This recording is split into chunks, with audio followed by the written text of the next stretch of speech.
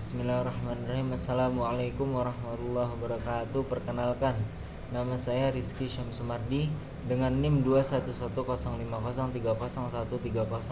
Prodi Ilmu Al-Quran dan Tafsir. Dosen pengampu Ibu Imas Lu'ul Jannah MA. Mata kuliah Ulumul Hadis. Baik, di sini saya akan mempresentasikan mengenai Ulumul Hadis. Yang pertama ialah pengertian dan sejarah ilmu hadis. Yang pertama yakni pengertian ilmu hadis atau ulumul hadis.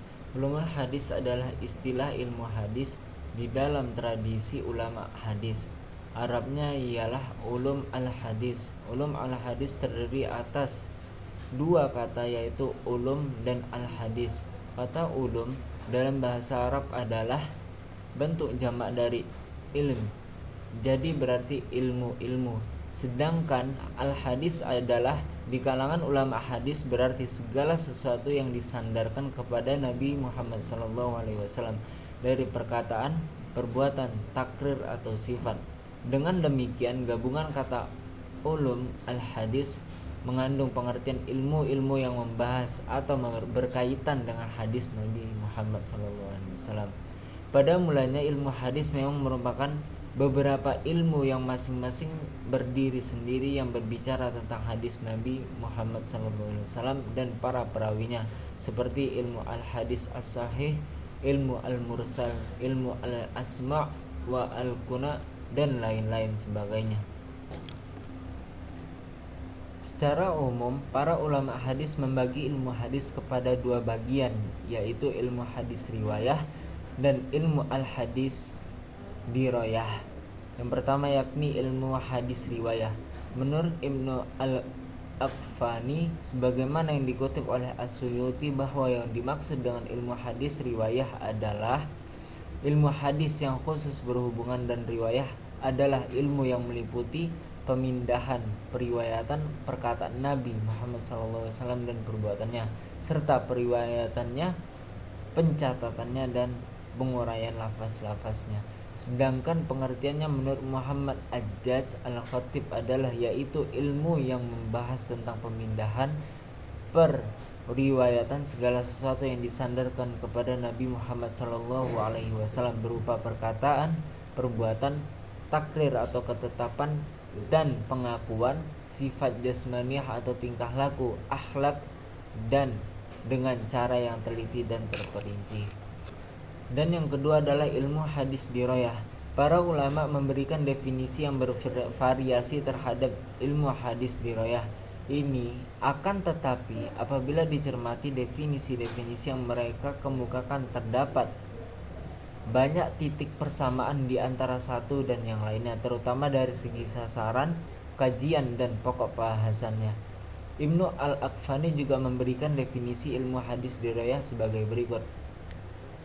Ilmu hadis yang khusus tentang dirayah adalah ilmu yang bertujuan untuk mengetahui hakikat riwayah, syarat-syarat macam-macam dan hukum-hukumnya, keadaan para perawi, syarat-syarat mereka, jenis yang diriwayatkan, dan segala sesuatu yang berhubungan dengannya. Yang selanjutnya adalah sejarah dan perkembangan ulumul hadis. Pada dasarnya ulumul hadis telah lahir sejak dimulainya periwayatan hadis di dalam Islam, terutama setelah Rasulullah SAW wafat. Ketika umat merasakan perlunya penghimpunan hadis-hadis Rasul dikarenakan adanya kekhawatiran hadis-hadis tersebut akan hilang atau lenyap, para sahabat mulai giat melakukan pencatatan dan periwayatan hadis. Mereka telah mulai mempergunakan kaidah-kaidah dan metode-metode tertentu dalam menerima hadis. Namun, mereka belumlah menuliskan kaidah-kaidah tersebut. Dasar dan landasan periwayatan hadis juga di dalam Islam dijumpai di dalam Al-Quran dan hadis Rasulullah. Di dalam surat Al-Hujurat ayat 6, Allah Subhanahu wa taala memerintahkan orang-orang beriman untuk meneliti dan mempertanyakan berita-berita yang datang dari orang-orang fasik. Di samping itu, Rasul juga mendorong serta menganjurkan para sahabat dan yang lainnya yang mendengar atau menerima hadis-hadis beliau untuk menyampaikan dan meriwayatkan kepada mereka sebuah yang tidak didengarnya atau mengetahuinya.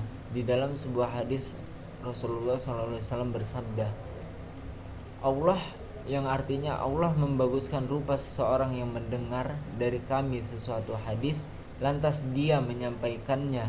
Hadis tersebut sebagaimana dia dengar, kadang-kadang orang yang menyampaikan lebih hafal daripada orang yang mendengar. Hadis riwayat Tirmizi. Selanjutnya adalah penghimpunan dan pengkodifikasian ilmu hadis. Sejarah dan periodisasi penghimpunan hadis. Penghimpunan hadis mengalami masa yang lebih panjang dibandingkan dengan yang dialami oleh Al-Quran, yang hanya memerlukan waktu relatif lebih pendek, yaitu sekitar 15 tahun saja. Penghimpunan dan pengkodifikasian hadis memerlukan waktu sekitar 3 abad. Yang dimaksud dengan periodisasi penghimpunan hadis di sini adalah fase-fase yang telah ditempuh dialami dalam sejarah pembinaan dan perkembangannya hadis sejak Rasulullah masih hidup sampai terwujudnya kitab-kitab yang dapat disaksikan dewasa ini. Para ulama hadis juga secara bervariasi membagi periodisasi penghimpunan dan pengkodifikasian hadis tersebut berdasarkan perbedaan pengelompokan data sejarah yang mereka miliki serta tujuan yang hendak mereka tujui. Hadis masa pada abad pertama Hijriah. Periode ini dapat dibagi menjadi 2 fase, yaitu pertama yakni masa Rasulullah dan yang kedua adalah masa sahabat dan tabi'in. Hadis pada abad kedua Hijriah, masa penulisan dan masa pembukuan hadis secara resmi. Pada masa ini hadis-hadis Nabi Muhammad SAW mulai ditulis secara resmi dan dikumpulkan. Umar ibnu Abdul Al-Aziz, salah seorang khalifah dari dinasti Umayyah yang memulai memerintah di penghujung abad pertama Hijriah, merasa perlu untuk mengambil langkah-langkah bagi penghimpunan dan penulisan hadis Nabi secara resmi yang selama ini berserakan di dalam catatan dan hafalan para sahabat dan tabi'in.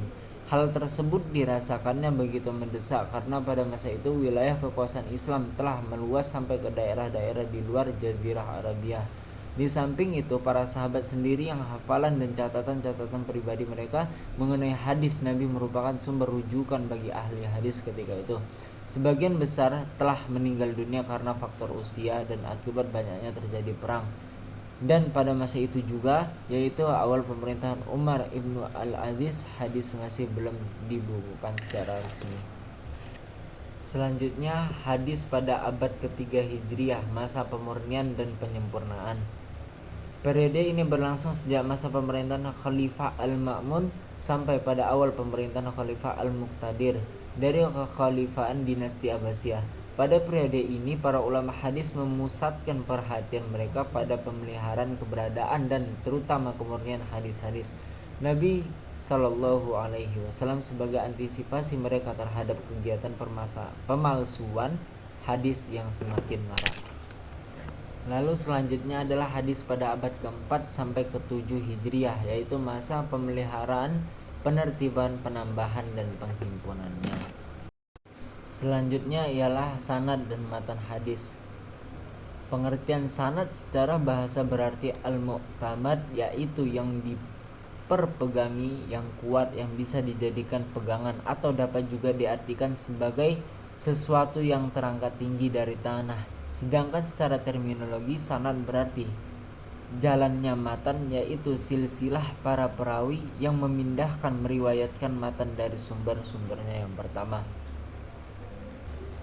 Al-Tahanawi juga mengemukakan pendapat yang senada. Beliau berpendapat bahwa sanad adalah jalan yang menyampaikan kepada matan hadis, yaitu nama-nama para perawinya secara berurutan. Jalan matan tersebut dinamakan dengan sanad dengan adanya karena musnid berpegang kepadanya ketika menyandarkan matan ke sumbernya. Demikian juga para hufaz menjadikannya sebagai pegangan atau pedoman dalam menilai suatu hadis, apakah hadis itu sahih atau dhaif. Selanjutnya ialah matan hadis. Matan hadis secara bahasa berarti sesuatu yang keras dan tinggi, terangkat dari bumi atau tanah. Secara terminologi, matan berarti sesuatu yang berakhir padanya terletak sesudah sanad, yaitu berupa perkataan, atau dapat juga diartikan sebagai lafaz hadis yang memuat berbagai pengertian. Cukup sekian dari saya. Apabila terdapat banyak salah kata mohon dimaafkan. Saya tutup dengan akhirul kalam. Assalamualaikum warahmatullahi wabarakatuh.